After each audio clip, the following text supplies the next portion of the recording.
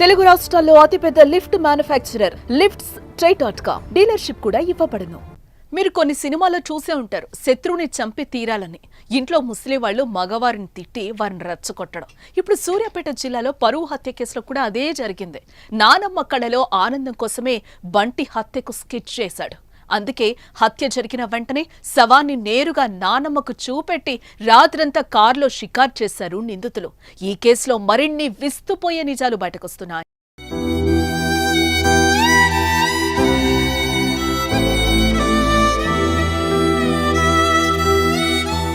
సూర్యాపేట కేంద్రంలోని పిల్లలమరి సమీపంలో వడకొండ్ల కృష్ణ అలియాస్ మాలబంటిని హత్య చేసింది మొత్తం 6.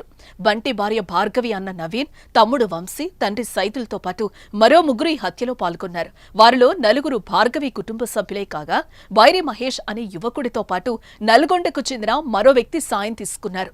తమ ఇంటి ఆడబిడ్డను వేరే కులానికి చెందిన బంటి ప్రేమించి పెళ్లి చేసుకున్నాడనేది హత్యకు ప్రధాన కారణం. స్నేహం పేరుతో ఇంటికొచ్చి తమ చెల్లిని ప్రేమించారు. బంటిపై కోపం మహేష్ కు ఎంతుందో వారి ఇంట్లో కుటుంబ సభ్యులకు కూడా అంతే ఉంది. ముఖ్యంగా బంటి నానమ్మ ముందు నుంచే మనవరాలు వివాహాన్ని వ్యతిరేకిస్తూ వస్తున్నారు.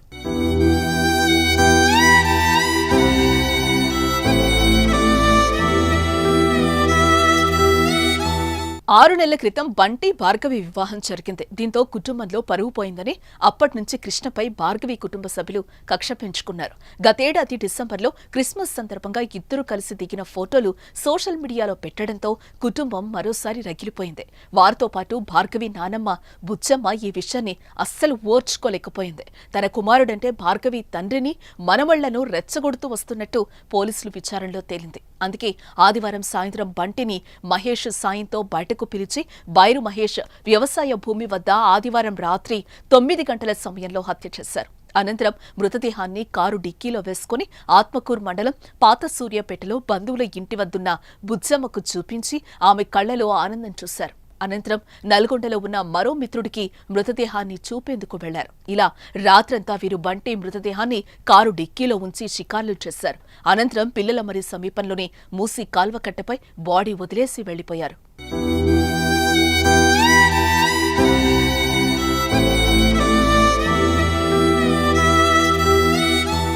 బంటిని హత్య చేయాలనే ఉద్దేశంతో 2 నెలల నుంచి బంటితో మహేష్ స్నేహం చేస్తున్నాడు. చిన్న చిన్న సెటిల్మెంట్లు చేసే మహేష్ బంటిని కూడా వాటికి తీసుకెళ్లాడు. ఇలా పూర్తి నమ్మకం వచ్చాక హత్యకు భార్గవి కుటుంబ సభ్యులు ప్లాన్ వేశారు. ఈ నెల 19నే బంటిని చంపాలని చూశారు. కానీ అది కుదరకపోవడంతో ఆదివారం రాత్రి పక్కా స్కెచ్తో ప్రాణం తీశారు. ముందుగా మహేష్ ఫోన్ చేసి బంటిని తన పొలం గట్టు వద్దకు పిలిపించాడు. తర్వాత అక్కడికి భార్గవి కుటుంబ సభ్యులొచ్చి అంతా కలిసి బంటిని చంపేశారు. పీక నులిమి బండరాయితో తలపై కొట్టి చిత్రహింసలు చేసి చంపేసినట్టు పోలీసులు గుర్తించారు. బంటి హత్యకు భార్గవి నానమ్మ కూడా ఒక కారణమని తెలిసి అంతా ఆశ్చర్యపోతున్నారు.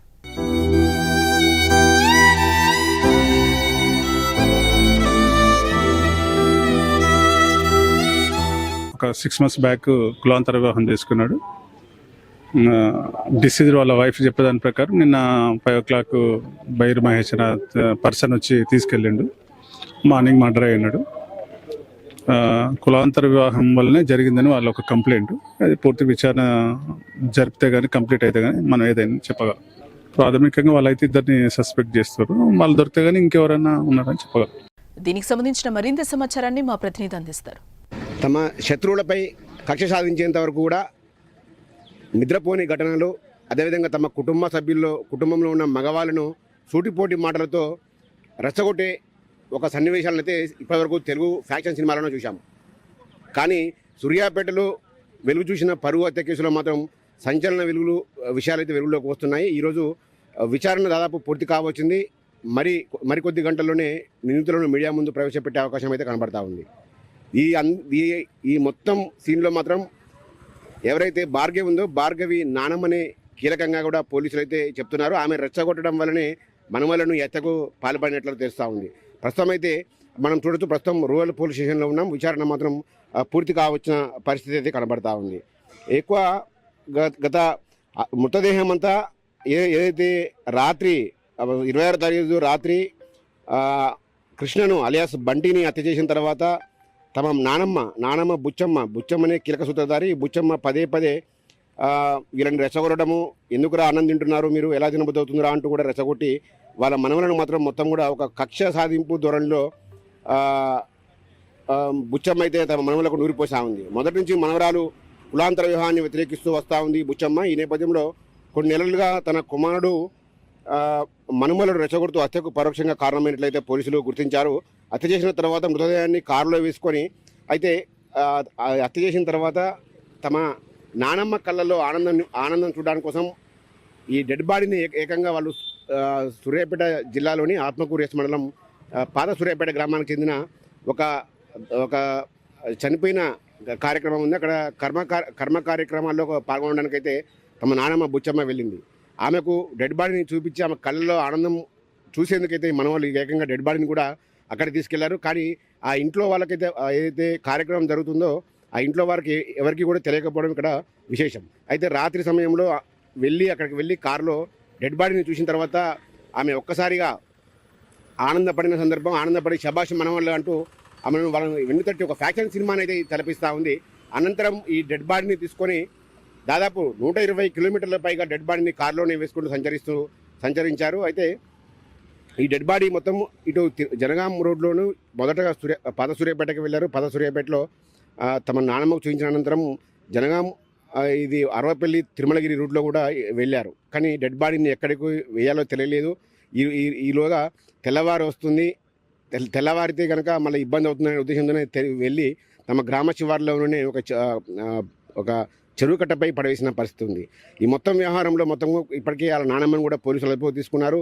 ఆమె నానమ్మ రెచ్చగొట్టడం వల్లనే వీళ్ళు ఇద్దరు మనమలు నవీన్, వంశీ ఏదో బైరు మహేష్తో హత్యలో పాల్గొన్నారో నవీన్ వాళ్ళ మనమళ్ళు భార్గవి సోదరులు నవీన్, వంశీ కూడా వాళ్ళ నానమ్మ రెచ్చగొట్టడం వల్లనే పూర్తిగా హత్య చేసినట్లయితే పోలీసులు నిర్ధారణకు వచ్చిన పరిస్థితి. మరికొద్ది గంటల్లో మీడియా సమావేశం ఏర్పాటు చేసే అవకాశం ఉంది. నిందితులను మీడియాకు చూపించి అసలు హత్య ఎలా జరిగింది, అసలు ఎందుకు జరిగిందో పూర్తి కారణాలు అయితే పోలీసులు వెల్లడిస్తారు. అనంతరం వారిని న్యాయస్థానంలో ప్రవేశపెట్టే అవకాశం అయితే కనబడతా ఉంది. మొత్తంగా చూసుకుంటే కేవలం ఈ సినీ తరహాలో నానమ్మ మనవలను పదే రెచ్చగొట్టడమే హత్యకు ఒక పరోక్షంగా కారణం కూడా పోలీసులు అయితే గుర్తించారు.